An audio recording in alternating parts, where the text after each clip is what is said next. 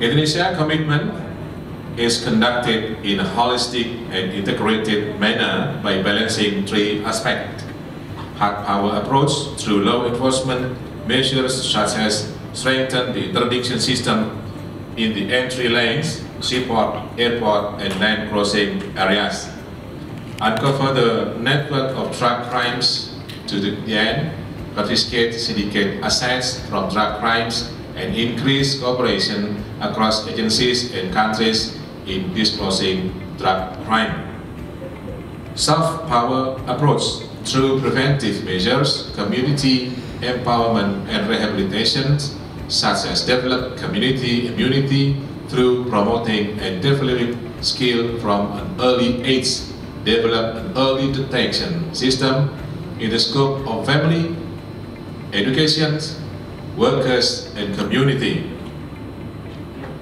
Smart power approach through utilizing IT and research the utilization of advanced information and communication technologies such as hardware, software, and through conducting comprehensive research as effort to combat current trend of illicit drug trafficking. We have seen a considerable progress in combating opium trade in the Golden Triangle over recent decades. However, although the opium trade has declined, the cross-border movement of synthetic drugs, and particularly methamphetamine, has grown substantially. This issue and its potential of diversion to the wider region should motivate us to improve cross-border cooperation between authorities. Therefore, we should strengthen our coordination efforts between police, customs, army, navy, and border patrol police to gather and exchange intelligence, as well as to share information and discuss methods to disrupt the trafficking of precursor chemicals used for the illicit manufacture of synthetic drugs in the Golden Triangle. It would be appreciated if the elements of a strong coordination and collaboration between all member states is incorporated into ASEAN efforts to tackle illicit drug production and trafficking in the Golden Triangle.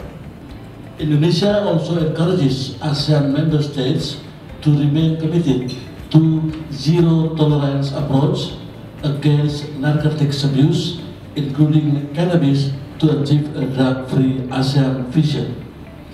With that regard, Indonesia remains committed to the goals and objectives of the 3 International Drug Control Conventions. Indonesia is of the view that world drug problem should be addressed and resolved in any forum. The draft of the complete document of midterm review of the ASEAN Work Plan on securing communities against illicit drugs 2016-2025 already circulated yesterday to all ASEAN member states for further comments before the final report that will be represented at the 7th ASEAN Ministerial Meeting on Drug Matters. ASOT Indonesia has conveyed the draft with ASOT inputs to the senior officials of Cambodia for further discussion with Russia following the handover of ASEAN-Russia country coordinatorship from Indonesia to Cambodia during the 54th IMMPNC last August.